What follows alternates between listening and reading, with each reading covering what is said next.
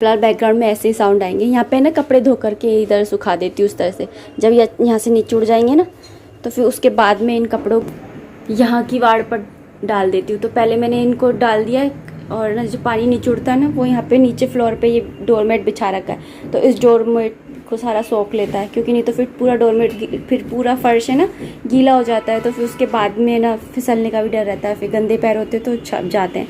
तो ये डोरमेट पे ना पानी नीचे उड़ जाता है। फिर शाम के टाइम इस डोरमेट को बाहर डाल देती हूँ जब मिस्त्री चले जाएंगे ना तब। और ये यहाँ से नीचे उड़ जाएंगे ना तो इन्हें मैं दूसरी तरफ शिफ्ट कर दूँगी। और फिर ये वाले कपड़े हैं ना जो अभी नल पे टंग रहे हैं वो इधर टांग दूँगी। तो कपड़ों की भी जगह नहीं है, उस वाले गेट पे टांग नहीं पाते क्योंकि कूलर चलाते हैं तो वो गिर जाते हैं, तो यहीं पर ही डालने पड़ते हैं। और यहाँ पर पानी भर के रखा हुआ है, ये बर्तन धुलने का पानी है। जितने भी छोटी ये बाल्टियाँ इससे सारे बर्तन धुलने के काम आते हैं। ये पीने का पानी भर के रखा है, यहाँ पे पूरा पानी पानी रखा हुआ है। और यहाँ पर हर्षित को दिखाऊं, हर्षित की है ना एक्चुअली क्लास चल रही है अभी, तो हर्षित है ना क्लास अटेंड कर रहा है। भाई ऑनलाइन क्लासेज हैं, ऐसे ही होती है पढ़ाई, बेड पे बैठ करके पाँव पसार के। बच्चे जो हैं वो ऑनलाइन पढ़ रहे हैं नाम के लिए, बस उनको सर्टिफिकेट मिल रहा है, लेकिन उनको जो एजुकेशन स्कूल में मिलती थी ना वो एजुकेशन है ना इनको यहाँ पर घर बैठकर नहीं मिल रही। एक तो ये बिल्कुल भी डरते नहीं है, मम्मी से तो बिल्कुल ही नहीं डरते। अब पता नहीं और बच्चे कैसे पढ़ रहे हैं और कैसे नहीं पढ़ रहे हैं मुझे नहीं मालूम, लेकिन मेरे बेटे को मुझसे तो डर लगता नहीं है। और वो बस उसकी जितनी मर्जी होती है उतना पढ़ता है। लेकिन मैं इस चीज़ पे फोकस करती हूँ कि उसको रोज़ के है ना 10-15 है ना वर्ड्स दे देती हूँ, मीनिंग स्पेलिंग, तो वो लर्न करता रहेगा तो इस इंग्लिश ठीक रहेगी। साथ ही ना मैथ में मैं उसको है ना टेबल्स याद करा दी है सारी, जितनी मतलब होती है 35 तक याद करा दी है। और उसके अलावा है ना मैथ के थोड़े बहुत क्वेश्चंस जो हैं वो देती रहती हूँ ताकि वो भूले नहीं, क्योंकि ये जो बेसिक होते हैं ना ये अच्छे से क्लियर होने चाहिए, इसलिए तो ये सारी चीज़ें मैं इसको देती रहती हूँ। और जो स्कूल में पढ़ता है तो ऑनलाइन जो थोड़ा बहुत उसको समझ में आता होगा वो आता होगा। और ये है लड्डू लड्डू लड्डू लड्डू लड्डू, तो हाफ खा लेंगे हर्षित और कल एक्चुअली है ना बिल्कुल भी खाने का मन नहीं हो रहा था मीठा, तो कल खाया नहीं। और वैसे ही मुझे है ना ये वाले लड्डू होते हैं ना कम ही पसंद है, हर्षित को पसंद है, हर्षित को दे आती हूँ। क्लास के बीच में खा लेगा क्या, पहले पूछती हूँ। हर्षित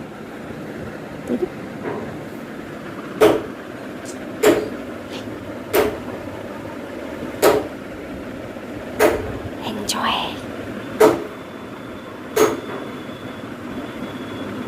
आ कीजिए आपकी तरफ से मैं ही खा लेती हूँ।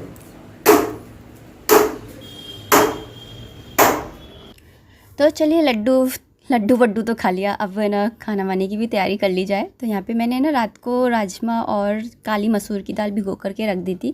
कभी भी राजमा बनाओ ना तो उसके अंदर काली मसूर की दाल डाल दो, इस तरह से ना राजमा भी खप जाते हैं। और काली मसूर की दाल डालने से क्या होता है कि ना जो खड़ी खड़ी सी नहीं बनती है राजमा, थोड़ी सी घुटी घुटी सी बनती है, इसलिए। तो यहाँ पर मैंने रात को भिगो के रख दिया था और अभी मैंने ना इसके अंदर हल्दी और नमक डालकर इसको बॉईल कर लूँगी।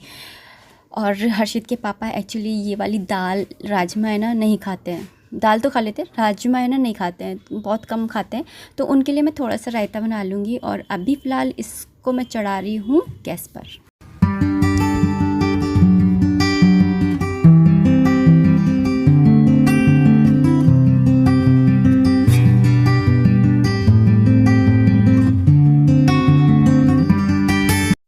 और अभी मैं आपको कह रही थी ना कि यहाँ से साड़ी हटाऊंगी, निचुड़ जाएगी जब, उसके बाद में मैं यहाँ पे कपड़े सुखाऊंगी। तो साड़ी तो सूख ही गई थी, इतनी गर्मी पड़ रही है और इतनी उमस हो रही है ना, और बेडशीट थोड़ी सी गीली है तो उसको मैं उधर बक्से की साइड पे डाल दूँगी। यहाँ पे मैं हर्षित का लोअर इनके टी शर्ट को सुखा दूँगी।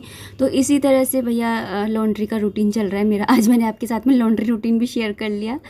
और बताइएगा कि ये वाला स्ट्रगल किस किस ने करा है, मतलब कि एक होता है बोलते हैं ना कि राजयोग है आपकी लाइफ में, तो राजयोग यही होता है कि आपको सब कुछ पका पकाया मिल जाता है। और हम जैसे जो नॉर्मल इंसान है जिनके किस्मत में राजयोग नहीं लिखा होता है उनको इस तरह से स्ट्रगल करना पड़ता है।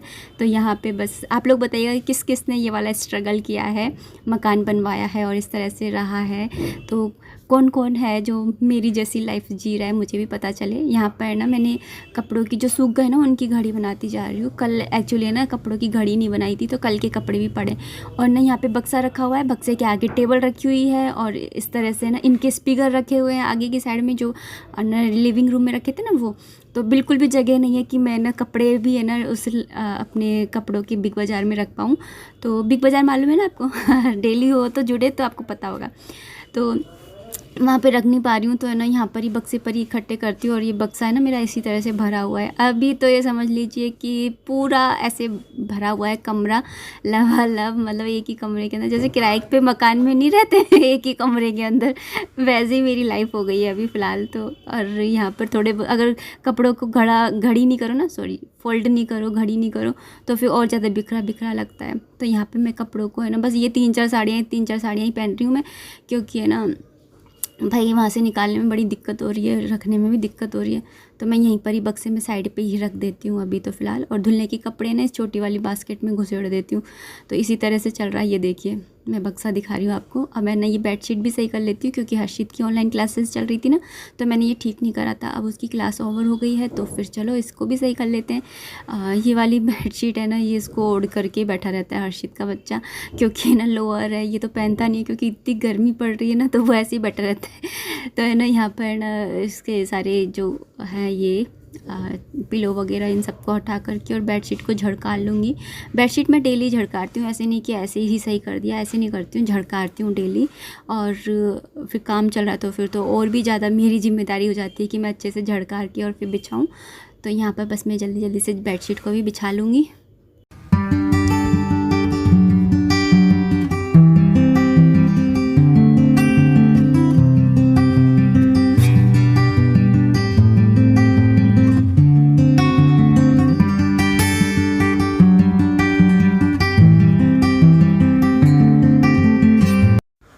और इस तरीके की बेडशीट होती है ना राजस्थानी प्रिंट वाली, और ऐसे प्रिंट वाली जिसके ऊपर छोटे छोटे प्रिंट लगे होते बने होते हैं, और ऐसे हाथी बने हुए हैं या फिर गुड़िया बनी हुई हो, राजस्थानी डॉल हो, तो मंडोला आर्ट होती है ना जिस बेडशीट के ऊपर, ऐसी बेडशीट है ना मुझे बहुत अच्छी लगती है। या तो बिल्कुल कलरफुल हो बेडशीट, या फिर ना बिल्कुल ऐसी हो जो ठीक, मतलब एक तो ना सूती वाली बेडशीट होती है ना, इनका ना कलर जल्दी से फेड हो जाता है, तो इसलिए अच्छी नहीं लगती है।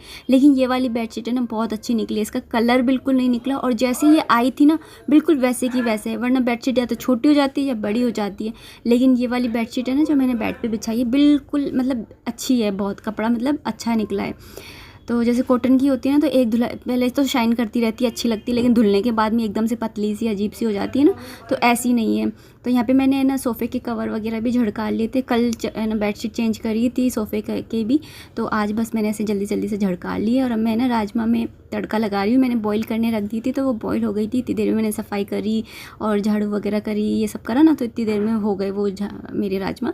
तो यहाँ पे मैं उसमें तड़का लगा रही हूँ, मस्टर्ड ऑयल में लगाया था, साथ में मैंने जीरा डाला, हींग डाली, उसके बाद में मैंने प्याज डाल दी थी। प्याज डालने के बाद में प्याज थोड़े हल्के गुलाबी हो जाए, उसके बाद में टमाटर ऐड कर दिए थे, टमाटर थोड़े से गल गए, उसके बाद में मैंने मसाले ऐड करे, रेगुलर मसाले जो कि हल्दी, धनिया और लाल मिर्ची पाउडर होता है वही मैं डालती हूँ, ज़्यादा इसमें कुछ नहीं डालती।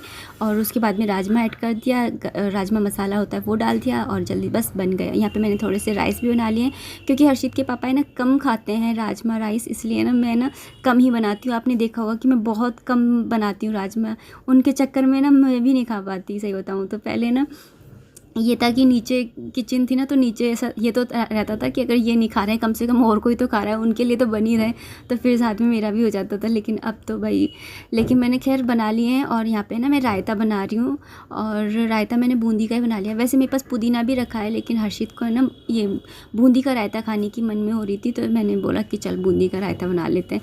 वरना मेरे पास पुदीना भी रखा हुआ है पिसा हुआ, तो फिर वो भी ज़्यादा दिन का हो जाएगा, क्या मतलब है। तो लेकिन अब क्या करें, बच्चे और पति के आगे ना हमारी वो होती है ना, जितनी भी सब रह जाती है इच्छाएं। यहाँ पे मैंने ना दही को फेंट लिया था, दही था ये, तो उसको फेंट लिया था, उसके अंदर थोड़ा सा पानी भी ऐड कर लिया था, और बूंदी डाल दी। उसके बाद में जीरा पाउडर भुना हुआ रखा रहता है उसे डाल दिया, यहाँ पर लाल मिर्ची पाउडर डाल दिया, सफ़ेद नमक डाल दिया, काला नमक डाल दिया। तो काला नमक आप जरूर डालिए, रायते के अंदर ना काला नमक का टेस्ट है ना बहुत अच्छा आता है, अमेजिंग ही हो जाता है मतलब कि। तो यहाँ पर मेरा रायता भी तैयार हो गया। अगर उसके हर्षित के पापा राजमा राइस नहीं खाएंगे तो रायता तो खाइए। लो मेरी चम्मच भी डूब गई।